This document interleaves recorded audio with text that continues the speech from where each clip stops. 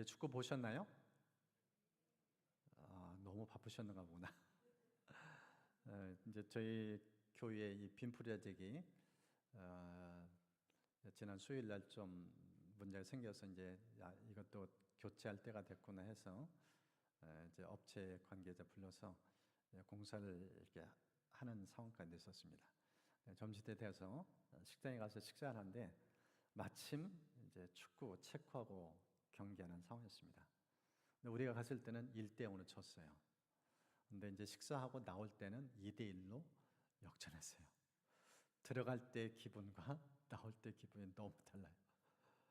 밥 먹을 때는 1대1 진 그 기분 가지고 밥 먹으려니까 좀 씁쓸했어요. 근데 역전시켜서 대한민국이 1승을 거둔 그 역전의 짜릿함을 안고 이렇게 나오는데 얼마나 기쁜지. 공교롭게도 이 기쁨이 오늘의 주제와 너무 딱 매칭이 되는 거예요. 무슨 말로 이 설교에 도입할까 늘 목회자는 고심하는데 어쩜 그렇게 주일 설교에 있는 걸 알고 기쁨을 안겨줘서 이 기쁨이라는 주제를 이 축구에 잇대어서 이렇게 같이 시작해 주셔서 참 감사합니다. 오늘 이 성경을 보면 하나님께서 기쁨에 대한 메시지를 우리에게 들려줍니다. 우리가 인생 살면서 기뻐할 일이 별로 없어요. 참 힘들고 고단하고 짜증나고 그 인생의 많은 시간들이에요. 모세도 그런 얘기 했잖아요. 인생 길에 70, 80인데 그 인생을 딱 두 단어로 이렇게 요약해서 설명하더라고요. 수고와 슬픔. 기쁨이라는 단어가 하나도 없어요. 너무나 인생이 고단하다는 거예요. 근데 그런 인생 가운데 오늘 성경 보면 예수님께서 우리에게 기쁨을 주신다고 말씀하세요. 오늘 이 본문을 보면은 기쁨을 주시는 예수님, 그 모습을 우리에게 비춰줍니다. 예수는 우리에게 기쁨을 선사하기를 원하신다는 거예요. 이 본문을 좀 같이 살펴보면서 예수님이 어떤 기쁨을 주시는가, 예수님 주시는 기쁨은 어떤 기쁨인가, 이 본문을 같이 살펴보면서 세 가지 이 기쁨을 함께 나누면서 여러분의 그 기쁨이 충만하는 이 시간 되시기를 주의 이름으로 축복합니다. 오늘 이 본문을 보면 첫 번째 주시는 기쁨이요, 승리의 기쁨입니다. 축구에서 승리를 맛볼 때 그 온 나라가 기쁨에 도가니였잖아요. 오늘 성경 보면 승리의 기쁨, 그 메시지를 들려줍니다. 여러분 오늘 본문의 17절 말씀을 좀 같이 읽겠습니다. 17절 말씀 함께 읽습니다.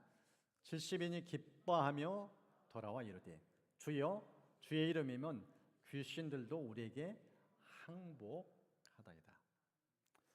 우리가 지난주 살펴봤잖아요. 예수님께서 제자를 보냈는데 70명의 제자를 보내면서 각동각처로 보내시는데 예수님의 마음이 좀 아팠어요. 제자를 보냈는데 어린 양을 이리떼 가운데 보낸 것 같다, 이런 표현했어요. 위험의 환경, 쉽지 않은 도전의 땅, 그 현장으로 제자를 파송하는데 제자들이 그 말 듣고 얼굴 표정이 어땠을까요? 밝은 빛은 없었어요. 부담이 있었어요. 혹여나 어려운 일 당하지 않을까. 그런데 이제 그 사역을 딱 마치고 돌아왔는데 얼굴이 너무 환해요. 기쁨이 가득해요. 어떤 기쁨인가? 저 표현입니다. 주의 이름 앞에 귀신들이 항복했다, 그 얘기를 꺼내요. 승리의 기쁨을 안고 돌아온 거예요. 저 항복인 단어를 이 원어를 보니까 군대 용어예요. 이런 의미가 담겨져 있습니다. 하급 부대가 상급 부대 앞에 무릎을 꿇고 완전히 복종하여 예속되는 상태. 군대는 계급 사회잖아요. 위계 질서가 있잖아요. 상급 부대 지시하면 하급 부대는 꼼짝 못해요. 그 권위 앞에 예수당할 수밖에 없어요. 빌립보 2장을 보면 예수님은 십자가 사탄에서 하나님께 예수 그리스도를 높여주시는 말씀이 이렇게 기록되었습니다. 모든 이름 위에 뛰어난 이름을 주사 하늘에 있는 자들과 땅에 있는 자들과 땅 아래에 있는 자들로 모든 무릎을 예수의 이름에 꿇게 하셨다. 모든 무릎을 그리스도의 이름의 권세 앞에 무릎 꿇게 하셨다. 거기에 사탄이 해당되어져요. 예수의 이름 앞에 무릎 꿇을 수밖에 없는 존재. 전 제자에 나가서 그리스도의 이름을 외치는데 그 이름의 권세 앞에 다 무릎 꿇어요. 그 광경을 보고 온 거예요. 얼마나 기쁘겠어요. 그런 상황 속에서 예수님이 그들의 기쁨에 공감하는 말씀이, 동의하는 말씀이 18절입니다. 예수께서 이르시되 사탄이 하늘로부터 번개같이 떨어지는 것을 내가 보았노라. 제자는 나가서 사역을 했어요. 근데 예수님은 그 제자들이 나가서 사역할 때 어떤 일이 벌어진지 그 영의 눈을 다 보고 계셨어요.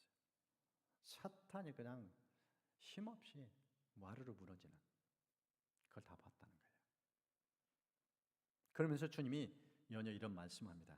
19절 말씀, 우리 19절 함께 좀 읽겠습니다. 내가 너희에게 뱀과 전갈을 밟으며 원수의 모든 능력을 제어할 권능을 주었으니 너희를 해칠 자가 결코 없으리라. 지금 제자들에게 주신 이 권세가 어마어마해요. 원수의 모든 능력을 제어할 권능, 합법적인 권세예요. 그 이름의 권세 앞에 꼼짝 못해요. 그리고 제자들 철통방어해 주겠다는 거예요. 이런 놀라운 약속을 좀 예수님이 제자에게 들려주십니다.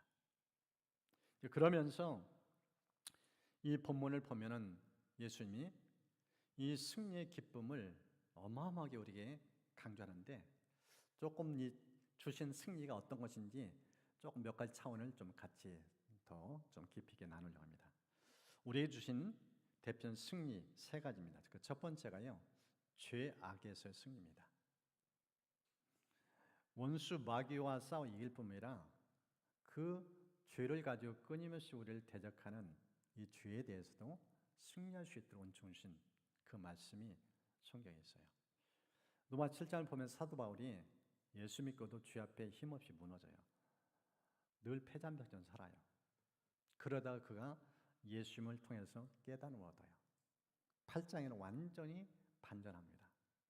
그러면 이제 그리스도 예수 안에는 자기는 결코 정죄함이 없나니 이는 그리스도 예수 안에는 생명의 성령의 법이 죄와 사망의 법에서 너를 해방했다.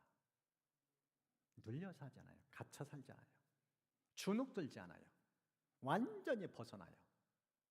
죄와 사망의 법에서 널 완전히 벗어나겠다. 승리를 맛보아요. 이 죄악에서의 승리, 그 쾌감을 지금 사도 바울이 토라는 걸 보게 되십니다. 이런 은혜를 우리에게 주셨다는 거예요. 두 번째가요, 고난에서의 승리입니다. 여러분 10절에 보면 예수님께서 제자들이 이 땅 사람이 겪는 환난을 얘기합니다. 세상에서 너희가 환난을 당한다. 환난 피하지 않는다고 표현하고 있어요. 환난 겪는다. 환난 늘 있기 마련이다. 그런데 연이어 하신 말씀이 중요합니다. 담대하라. 내가 세상을 이겼다. 환난 그 앞에 무릎 꿇지 않는다. 환난 반드시 극복한다. 승리를 얻게 된다. 놀라운 약속을 보장하고 있어요. 이 로마서 8장 37절 보면 36절 그 앞단락에 우리 인생에서 겪는 여러 가지 어려움들 얘기를 합니다. 환난, 핍박, 곤고, 많은 인생 위협들이 있어요. 거기에 심지어 칼이라는 단어까지 등장합니다. 갖가지 우리 삶을 위협하는 도전들이 있는데 그 상황 속에서 이 로마 8장 37절 보면은 그러나 이 모든 일에 우리를 사랑하시는 이로 말미암아 우리가 넉넉히 이기느라 그래요. 넉넉히 이기느니라. 여유만만. 겨우겨우 이긴 게 아니란 거예요. 놀라운 이김의 은혜를 주시는 그 약속을 하고 있어요. 세 번째가요, 사망에서 승리입니다. 이 히브리 시장을 보면은 인생이 죽기를 두려워함으로 이 사망 권세 앞에 너무나 비굴하게 벌벌 떨며 산다는 거예요. 그 실상을 보여줘요. 그런 우리인데 이 부활장인 고린도 15장을 보면은 사망을 대하는 태도가 완전히 달라져요. 사망아, 너의 승리가 어디 있냐? 사망아, 내가 쏘는 것이 어디 있느냐? 우리 주 예수 그리스도 말미암아 우리에게 승리를 주시는 하나님께 감사하노니. 제가 참 인상 깊게 읽던 한 책이 있어요. Why me라는, 왜 하나님 하필이면 나를. 하나님이 이분에게 30대에 간 경화로 이제 하나님 인생 끝자락까지 오게 된 거예요. 그때 하나님을 이제 깊이 있게 만난 거예요. 그러면서 자신을 돌아보게 만들어요. 자기 육신의 질병 때문에 고통받고 하나님께 깊이 나는데 하나님은 그것보다도 무서운 것이 너의 안에 있는 죄악이다. 너는 왜 죄를 보지 못하느냐? 하나님이 죄를 보여준데 자그마치 죄 고백을 쉬운 2페이지 분량의 죄를 다 고백하겠대요. 자기는 그렇게 죄가 많은지 몰랐대요. 근데 그 죄를 직시하게 만드시면서 그 어릴 적부터 자기가 인생 30대 중반까지 지나면서 얼마나 많은 죄악 가운데 처했었는지 그걸 완전히 판원천 다 보여주더라는 거예요. 그걸 회개하는데 몇 날 며칠 걸렸대요. 그 죄가 다 뻗어나가면서 육신의 치료도 얻은 거예요. 건강되지 않았어요. 근데 이분이 70대에 암을 또 겪어요. 뼈의 암, 척추암.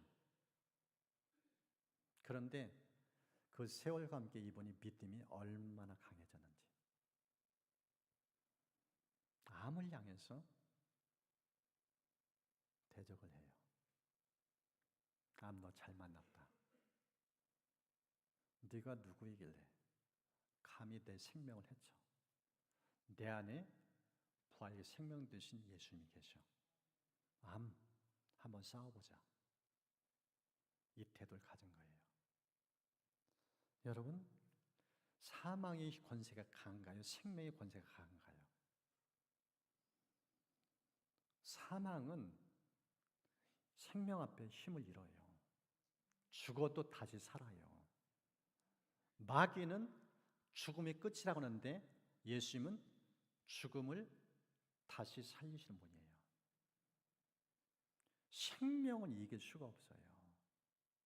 무덤 속에 있었던 나사로 나오라 하니까 살아서 나와요. 생명의 주관자가 나오라고 선언하니까 청각 모든 신체 기능이 다 마비됐는데 꿈틀꿈틀 살아서 일어나요. 나와요. 이게 사망을 이기는 권세입니다. 이런 놀라운 승리를 주님 우리에게 허락하셨다는 거예요. 마귀에게 이런 정도가 아니에요. 사탄을 제압하는 그 정도로 끝나지 않아요.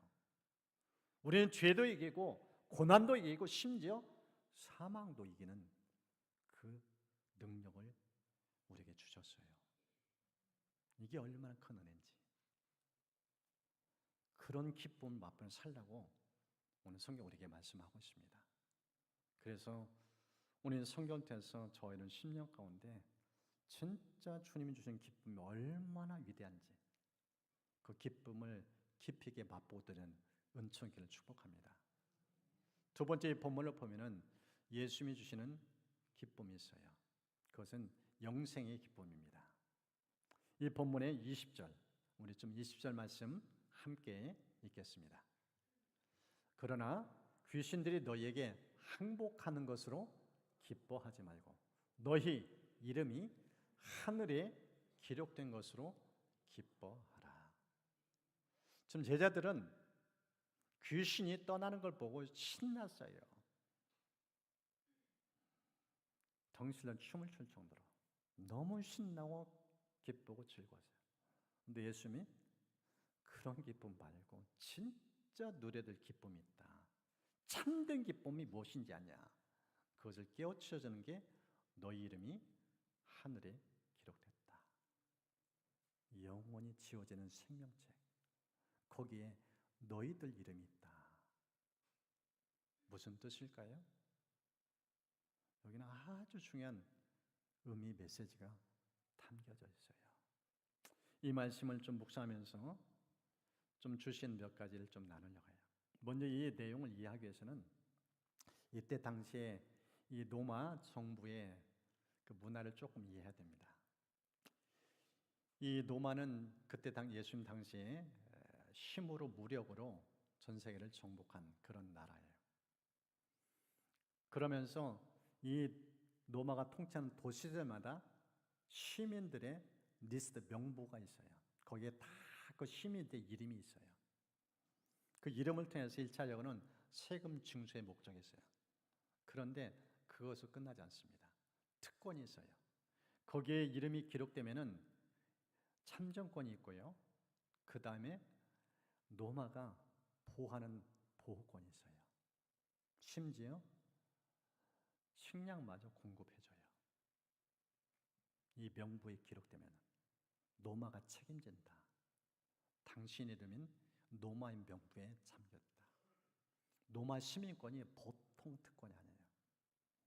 그 지상에 있는 특권을 지금 뛰어넘어서 너희는 하늘의 시민권 가진 사람, 하나님이 통치가 임하는 사람, 전능하신 하나님이 아버지가 되어서 인생을 책임지는 사람, 너희가 그런 존재다.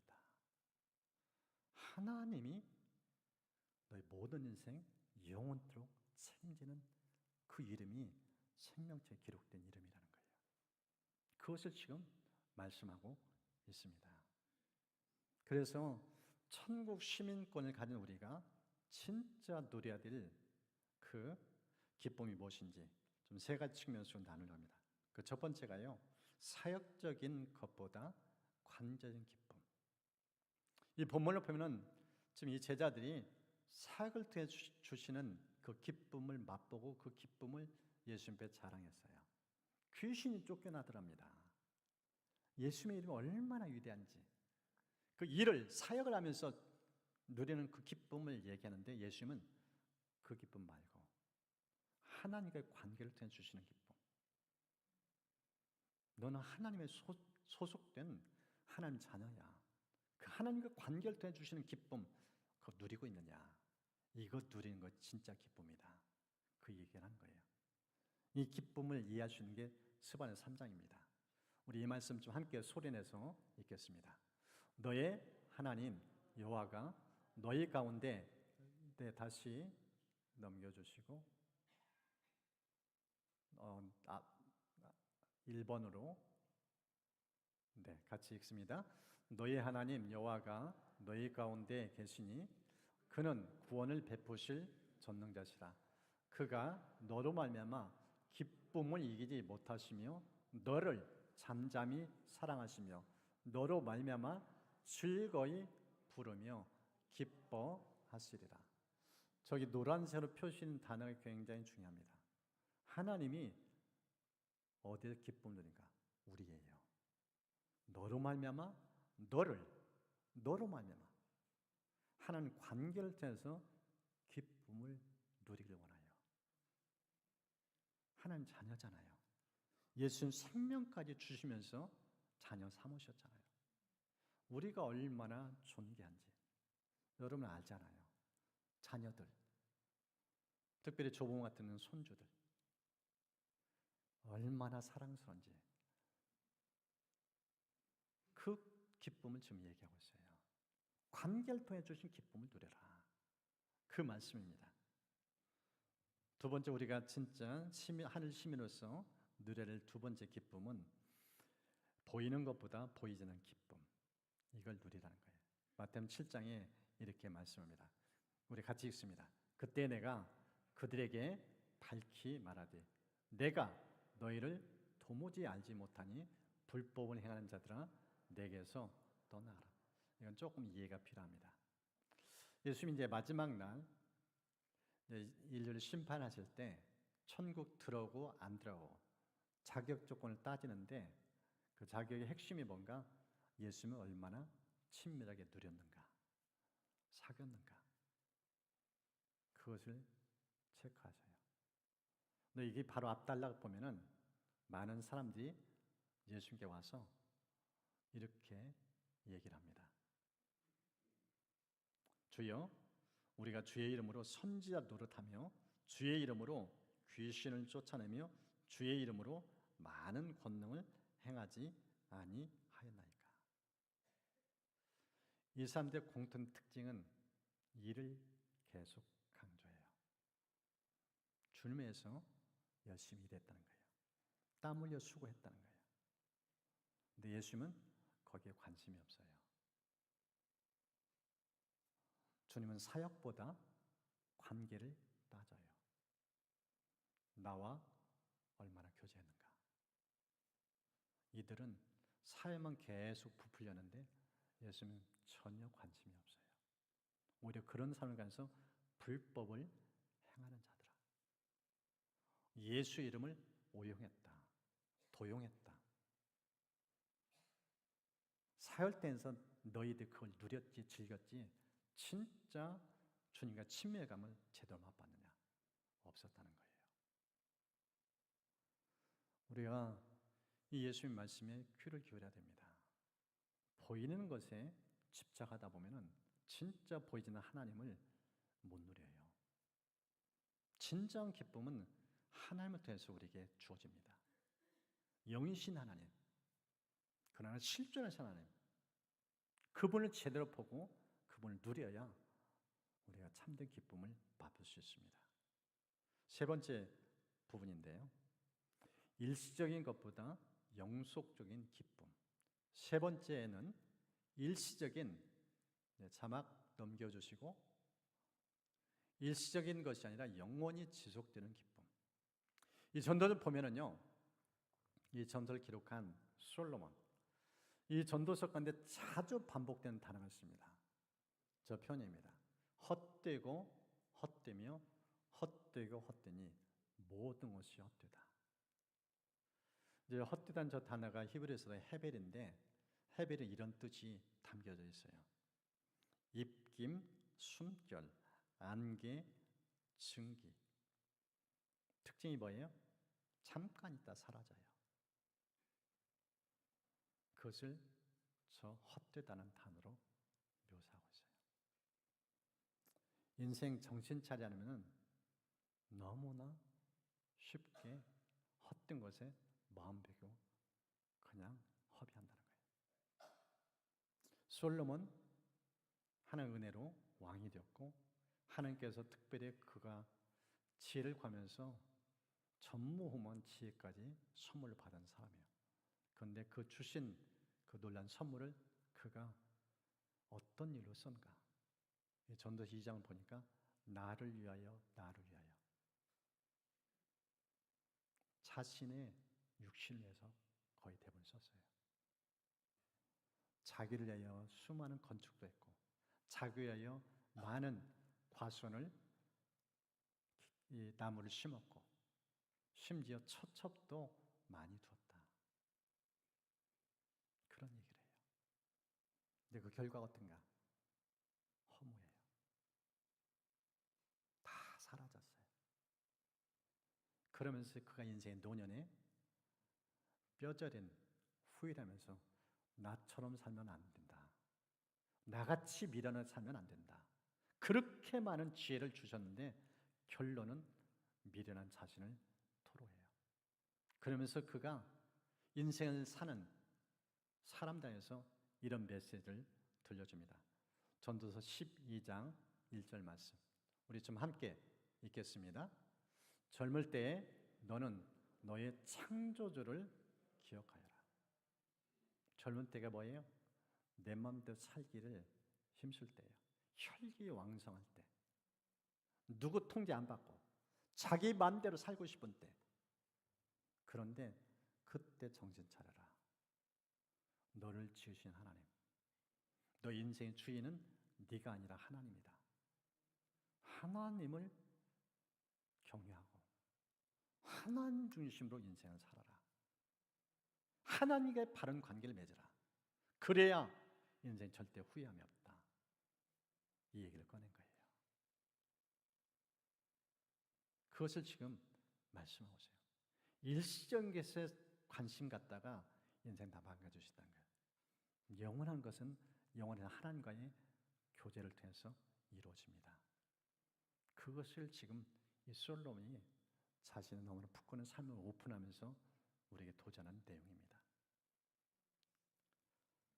우리가 진정으로 누려야 할 건 사역보다는 관계, 그리고 눈에 보이는 것보다는 보이지 않는 것, 그리고 일시적인 것보다는 영원히 지속되는 것, 거기에 관심 두고 하나님과 바른 관계를 맺는 것, 그럴 때 진짜 기쁨이 끊임없이 우리에게 흘러넘친다고 말씀하고 있습니다.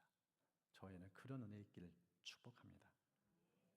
세 번째 부분인데요, 예수님께서 우리에게 주시는 기쁨 마지막은 사귐입니다. 사귐의 기쁨에서 표현합니다. 21절부터 23절이 이것을 이제 구체적으로 설명하고 있는데, 이 내용을 보면은 어떻게 이 사귐의 기쁨이 주어지는지 세 가지 측면을 강조합니다. 그 첫 번째가요, 전적인 의존을 통해서 이 사귐의 기쁨을 주신 것을 말씀합니다. 저 21절 말씀을 보면은 두 사람을 대조시킵니다. 첫 번째가 지혜롭고 슬기 있는 자들, 그리고 어린 아이들. 어떻게 보면 대조가 잘 안 될 만한 인물들이에요. 이 지혜롭고 슬기 있는 자는 성인이에요. 인생 연륜도 있어요. 지적으로 뛰어나요. 머리가 샤프하고 그리고 아주 지적인 능력이 특출난 사람, 그런 인상을 갖고 있어요. 그런데 이 반면에 어린아이는 갓 태어났어요. 지적인 능력이 없어요. 이 어린아이의 특징은 부모 없이는 죽은 목숨이에요. 스스로 자생할 수가 없어요. 왜 예수님께서 이 하나님과 사귐을 강조하면서 이 두 부를 대조시켰는가? 우리가 하나님 아는 거 인간 지성으로 안 된다는 거예요. 내 의지로 능력으로 안 된다는 거예요. 어린아이 같은 심령, 절대 의존 정신. 아무리 공부 열심히 하고 석박사 돼도 하나님을 의존하지 않고서는 성경이 열리지가 않아요. 풀어지지가 않아요. 깨달음이 없어요. 변화가 없어요. 하나님을 아는 것은 인간의 지성이 안 된다는 거예요. 절대적인 의존, 갓난아이 같은 그 마음. 이 의존을 통해서 이 사귐의 기쁨이 흘러간다는 거예요. 지금 그것을 우리에게 강조하고 있습니다. 성경 보면 마태복음 16장에 예수님께서 이 가이사 빌립보 지역을 가면서 제자에게 묻잖아요. 사람 인자를 누구라 하느냐? 그러면서 연이어서 제자에게 질문하죠. 너희는 나를 누구라 하느냐? 그때 시몬이 주는 그리스도시요 살아계신 하나님의 아들이십니다. 이 고백을 합니다. 그때 예수님이 칭찬하셔요. 바요나 시몬아, 네가 복있다. 그러면서 부연 설명합니다. 이것을 너희가 알게 하시는 너희 혈육이 아니다. 부모가 아니다. 네가 능력이 있어 뛰어나서 공부 많이 해서 아는 게 아니다. 그러면서 강조한 것이 하늘에 계신 내 아버지. 아버지가 너에게 알려줬다. 답안지를 너에게 줬다. 그 얘기인 거예요. 우리가 예수님을 알고 하나님 아는 거요? 하나님이 알려주는 볼 수가 없어요. 알 수가 없어요. 그 얘기를 지금 저렇게 말씀하고 있어요. 두 번째 부분은 십자가의 은혜를 통해서 이 사귐의 기쁨이 주어집니다. 연여 22절 말씀을 보면은 이제 초점을 아버지에게서 예수님께 둡니다. 내 아버지께서 모든 것을 내게 주셨으니 아버지 외에는 아들이 누구인지 아는 자가 없고 아들과 또 아들 소원대로 계시를 받는 자 외에는 아버지가 누구인지 아는 자가 없다고 했어요. 하나님 아는 키를, 이 마스터키를 누구에게 주셨는가? 예수님께 줬다는 거예요. 예수님을 통해서만 하나님 아버지도 알 수 있고 예수님도 알 수 있고 천국 비밀의 열쇠가 예수님의 손에 쥐어져 있다는 거예요. 성경을 보면은 예수님께서 십자가에 못 박혀 돌아가실 때 그 성전 휘장, 이 지성소를 가로막고 있는 이 휘장이 쫙 찢어져요. 위로부터 아래까지. 이 의미가 어떤 것인지 히브리서에 이렇게 설명을 해놨습니다. 그러므로 형제들, 우리가 예수의 피를 힘입어 성소에 들어갈 담력을 얻었나니 그 길은 우리를 위하여 휘장 가운데로 열어놓으신 새로운 살 길이요 휘장은 곧 그의 육체니라. 예수님이 자기 몸을 찢으면서 아버지가 직통할 수 있는 직선 그 길을 내줬다는 거예요. 이게 새로운 살길. 이 길을 통해서만 하나님 아버지를 만날 수 있다는 거예요. 옆길에 있는 것도 아니에요. 우회도로 있는 것도 아니에요. 오직 예수님을 통해서만 아버지가 갈 수 있다고 표현하세요. 자기 몸을 십자가에 찢으시고 이게 십자가의 은혜예요. 이 은혜 없이는 하나님을 사귈 수가 없어요. 거룩하신 하나님을 죄를 지은 우리가 어떻게 만나요? 두려워 떨어요. 벌벌 떨어요. 그런데 예수의 피가 적셔진 순간 그 십자가를 통과할 때 그 핏부림이 내 몸에 내 영혼성에 임해요. 그 피의 은총을 힘입어서 정결케 되어져요. 거룩한 하나님 만났는데 사함이 없어요. 하나님 기쁘게 만날 수가 있어요. 이게 놀라운 비밀입니다. 그것은 오늘 성경 지금 예수님이 우리에게 말씀하고 있어요. 세 번째 부분은 거듭남의 역사를 통해서 이 사귐의 기쁨을 누리게 되어집니다. 이 말씀 보면 23절 24절에 이렇게 말씀해요. 제들 돌아보시며 조용히 이르시되 너희가 보는 것을 보는 눈은 보겠다. 연이어서 이렇게 말씀합니다. 내가 너희에게 말하노니 많은 선지자와 임금이 너희가 보는 바를 보고자 하였으되 보지 못하였으며 너희가 듣는 바를 듣고자 하였으되 듣지 못하니라. 이 말씀을 보면은 우리가 육신의 눈과 귀가 있다고 다 보고 듣는 게 아니라는 거예요. 하나님 영적인 분이에요. 영이신 하나님이에요. 육안으로 하나님을 보았다 들었다 그건 아니라는 거예요. 많은 사람이 그렇게 보려고 했는데 못 봤다는 거예요. 하나님을 제대로 못 누렸다는 거예요. 이 말씀은 요한복음 3장으로 이어집니다. 요한복음 3장을 보면은 눈이 있고 귀가 있는데 하나님을 제대로 못 만나요. 그런데 그 사람은 사회적으로 명사예요. 사내들의 공의의원 니고데모. 그가 예수님이 이 땅에서 공사에 살아갈 때 옆으로 쭉 관찰을 많이 했어요. 근데 일반 랍비와는 다른 거예요. 그가 예수님 어느 날 밤에 찾아와서 이렇게 그가 보고 느낀 바를 얘기합니다. 랍비요, 우리가 당신은 하나님께로부터 오신 선생인 줄 아나이다. 하나님 함께 하시지 아니하시면 당신의 행하시는 이 표적을 아무도 할 수 없음이니다. 예수님이 너무나 뛰어난 거예요.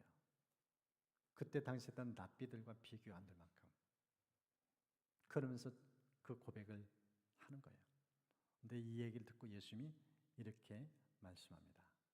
진실로 진실로 내게 이르노니 사람이 거듭나지 아니하면 하나님 나라를 볼 수 없다. 지금 네가 보고 이런저런 판단하는데 그 판단 오류라는 거예요. 제대로 못 봤다는 거예요. 영을 가지고 하나님 나라를 보여야 되는데 영적인 눈이 닫혀져 있다는 거예요. 그걸 예수님이 지적하신 거예요. 그러면서 저 하나님 나라 볼 수 있는 눈 어떻게 열리는가? 물과 성령으로 거듭나야 된다. 다시 태어날 걸 강조한 거예요. 이 거듭날 은혜가 있어야 하나님과 사귐이 있어요. 이거 없이는 불가능해요. 지금 그 얘기를 예수님이 들려주고 있는 모습입니다.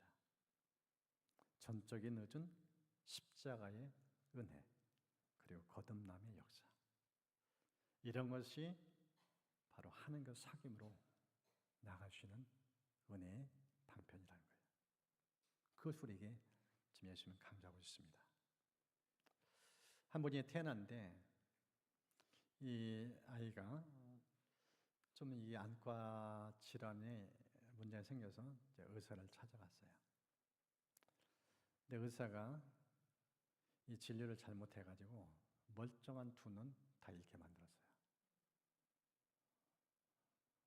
얼마나 고통이겠어요. 평생을 맹인으로 살아야 되니까. 근데 이 사람이 그 자신의 시력을 잃게 만든 그 의사에 대해서 불평, 원망이 없었대요. 오히려 그 사람 때문에 감사하는 고백을 한 글을 봤습니다. 이런 감사예요. 만약에 지금 내가 그 의사를 만난다면 내가 이 세상에 가장 귀한 선물 줘서 정말로 감사하다고 말할 것입니다. 제가 앞을 보지 못했기 때문에 세상의 헛된 것들에 한눈 팔지 않고 오직 하나님의 영광만을 바라보며 수많은 시를 쓸 수 있었으니까요. 만약 내가 지금 그 의사를 만난다면 내가 이 세상에서 가장 귀한 선물을 주셔서 정말 감사하다고 말할 것입니다. 제가 앞을 보지 못했기 때문에 세상의 헛된 것들에 한눈 팔지 않고 오직 하나님의 영광만 바라보며 시를 썼다. 이분이 쓴 시가 9,000편이 넘어요. 그리고 고객으로 만들어져서 수많은 사람들이 즐겨 부르고 있습니다. 여러분 이해가 되셔요? 두 눈 잃었어요. 평생 시각장애로 살아가야 돼요. 자기 눈을 멀게 만든 그 의사에게 가장 좋은 선물 주었다고 감사하다는 말을 하고 싶대요. 이해가 되셔요? 보통의 믿음이 아니에요. 이 사람은 하나님과 사귐이 무엇인지 아는 사람이에요. 비록 육신의 눈은 잃었지만은 영의 눈이 열려서 끊임없이 하나님과 교제했다는 거예요. 사귀었다는 거예요. 그 기쁨이 말로 형용할 수 없어요.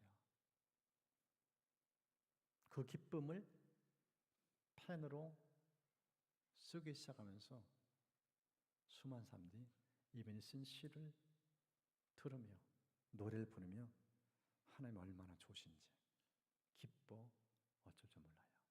대표적인 게 이런 시입니다. 예수를 나의 구주 삼고 성령과 피로써 거듭나니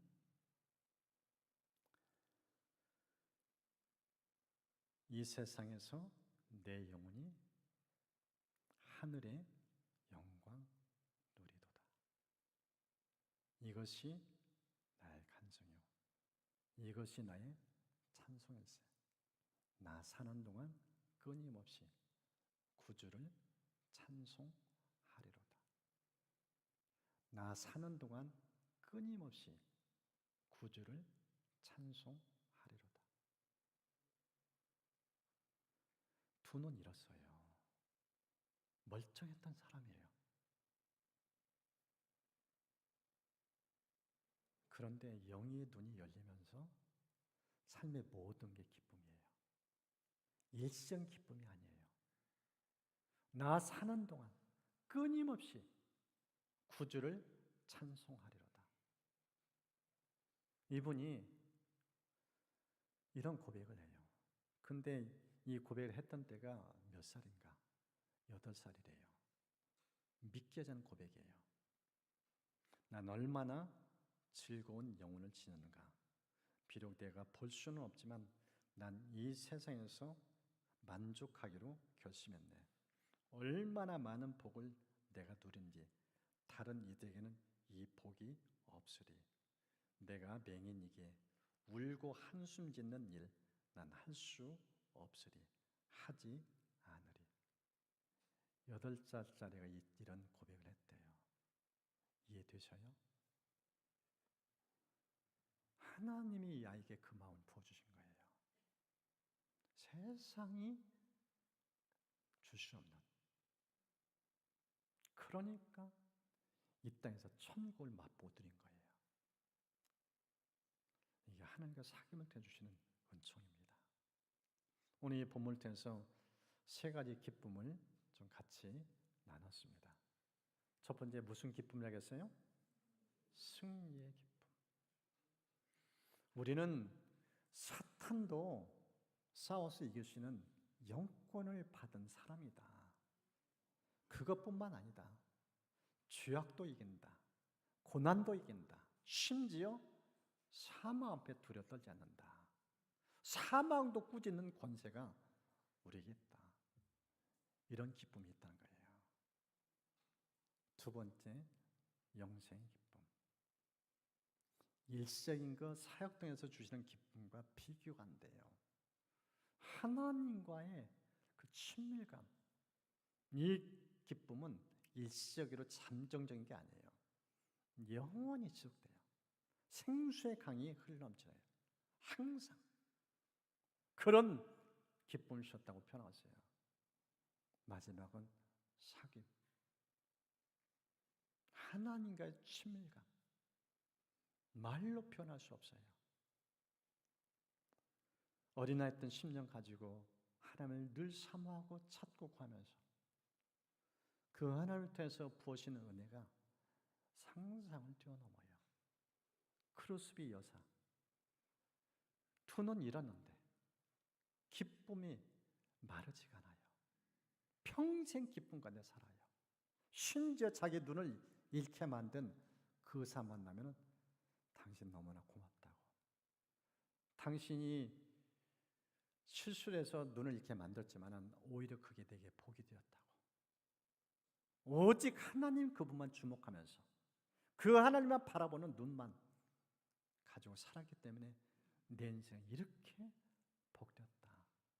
이 고백하는 거예요. 오늘 주신 말씀을 좀 생각하면서 찬양과 기도로 좀 나갔으면 좋겠습니다.